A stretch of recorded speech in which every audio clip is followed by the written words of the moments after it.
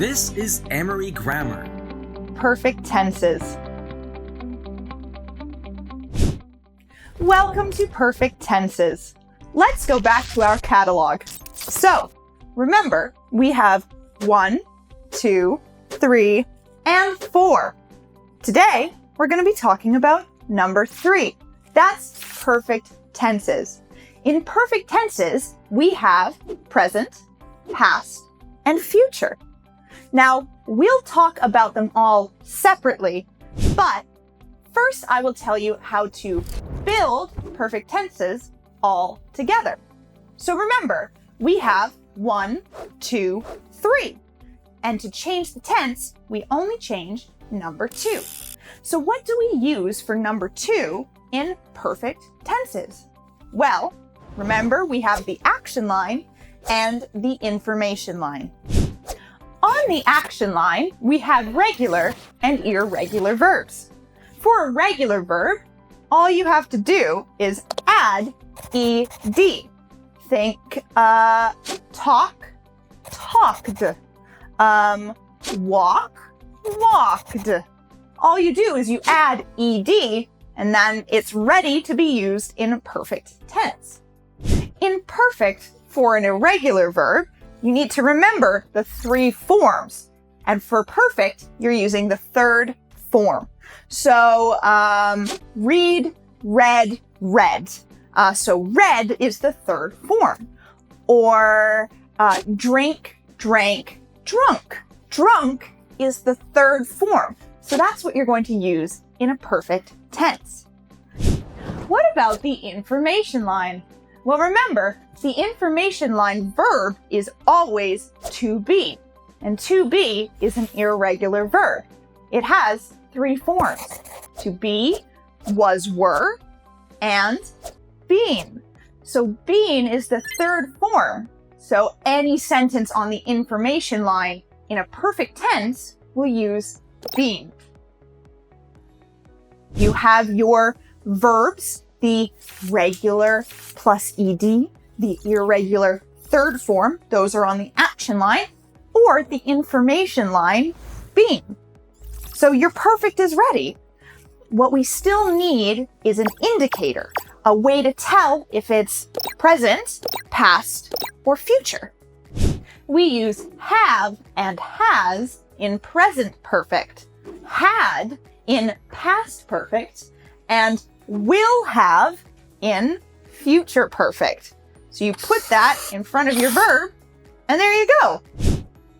So now you know how to construct a sentence in perfect tenses.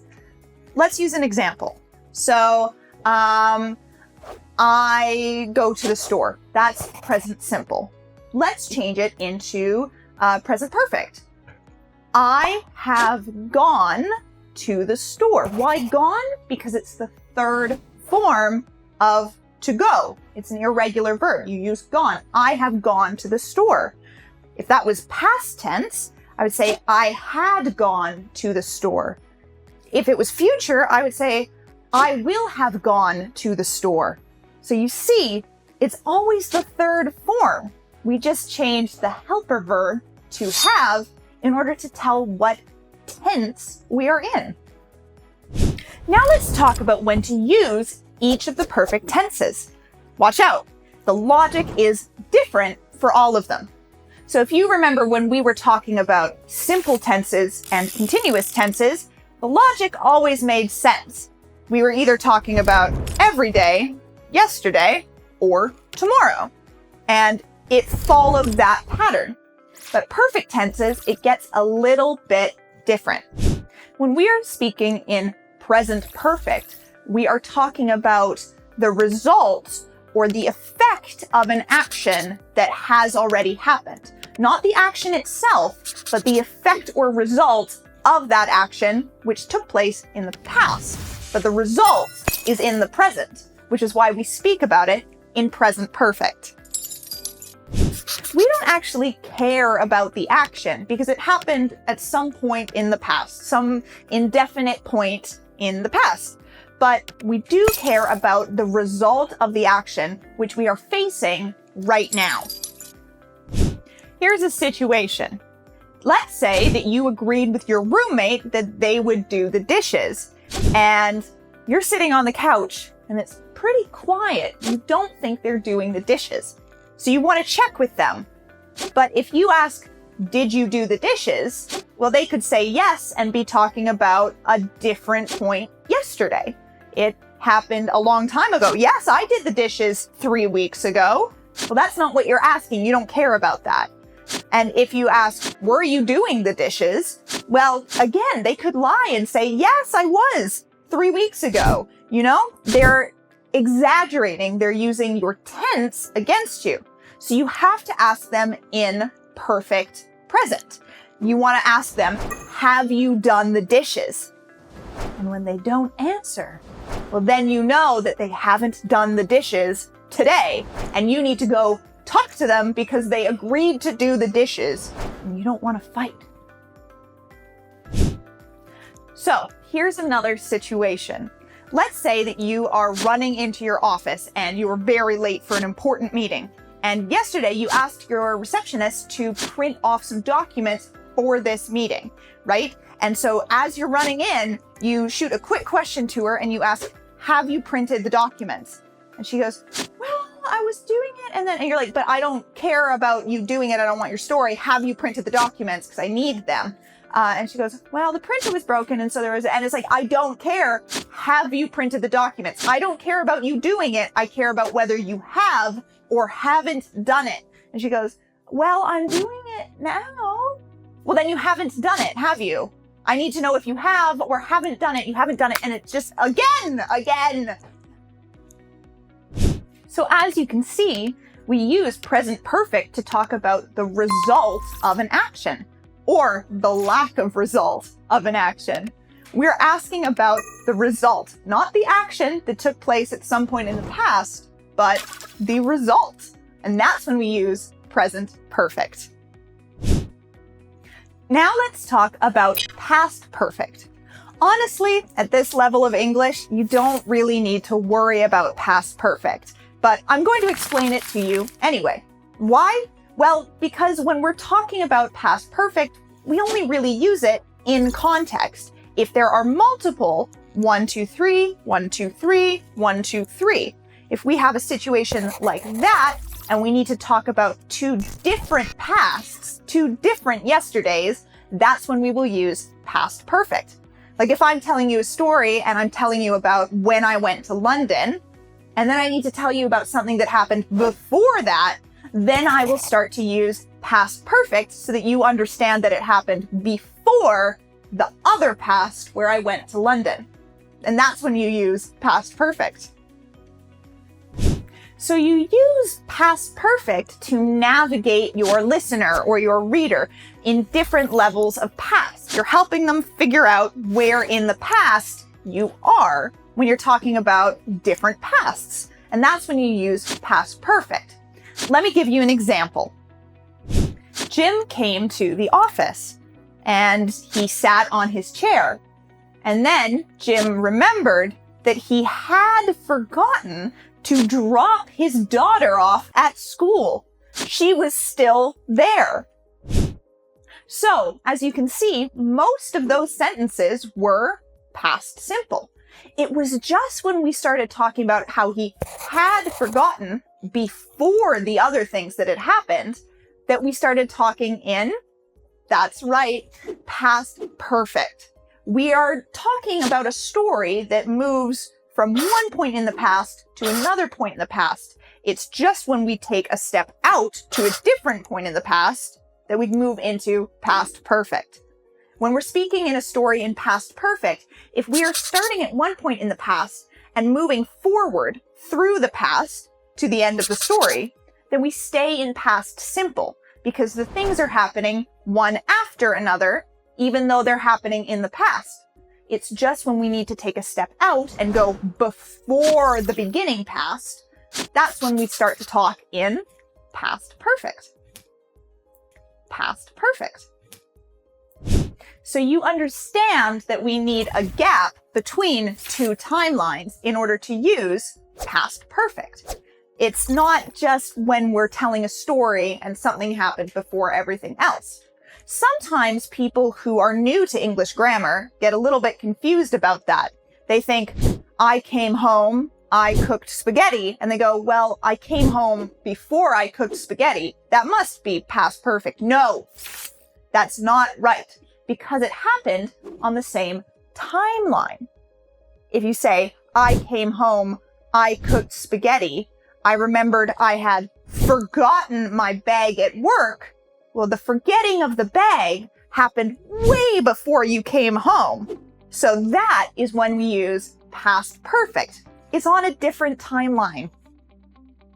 Now let's talk about future perfect and how we use it to talk about a result in the future. So to do this, I'm going to tell you about the story of Cinderella.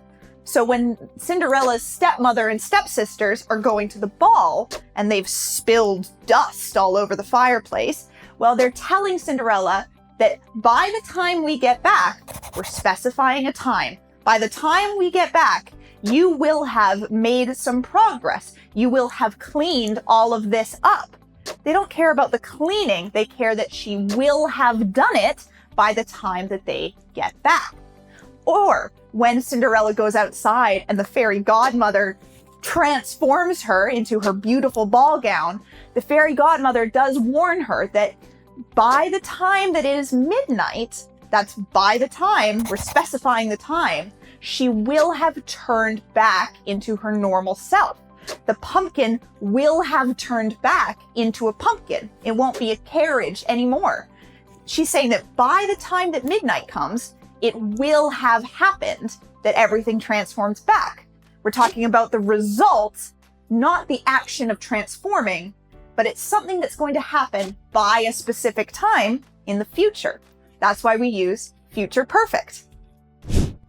We use future perfect when we are talking about the result. We want to know about a specific result that will happen by a specific time in the future. That's when we use future perfect. One more example that isn't a fairy tale. Let's say that you meet your friend and you are asking about the house that he has been building for a long time. And you ask, will you have finished building your house by spring? And he thinks, will I have finished building my house by spring? No, I don't think I will have finished building my house by spring. And you're like, wow, this is taking a long time. Will you have finished building your house by summer at least? And he goes, no, I really don't think I will have finished building the house by summer. We're specifying the time. Will you have finished building your house by Christmas? And he goes, yes, I will have finished building the house by Christmas because we really need it this winter. So we have to have finished it by Christmas. So you see, your friend is talking about the result of his action. He will have finished building the house by Christmas. Now let's go back to our catalog. As you can see, we've done 3 of the groups of tenses. So that's 9 tenses that we can shift our 1, 2, 3 through. To be more specific, that's 9 tenses for our action line verbs. It's only 6 tenses for our information line verbs, because remember, continuous tenses, we don't use the information line. So let's use an example and take it through all of the different tenses. Let's do it with a regular verb. Okay, let's use to study. I study English. I studied English. I will study English. I am studying English. I was studying English. I will be studying English. I have studied English. I had studied English. I will have studied English. Let's do the same with an irregular verb. Let's use to write. I write a book. I wrote a book. I will write a book. I am writing a book. I was writing a book. I will be writing a book. I have written a book. I had written a book. I will have written a book. Now let's do the information line. Okay, let's say I am happy. I am happy. I was happy. I will be happy. Now remember, there's no information line on the continuous tenses. So let's skip them. I have been happy. I had been happy. I will have been happy. See? Congratulations! Now you know how to use perfect tenses. Isn't that exciting? I know it might seem like a lot, but we will help you to use them and understand them better in practice. But for now, you did it. Well done! This is Emery Grammar. Perfect tenses.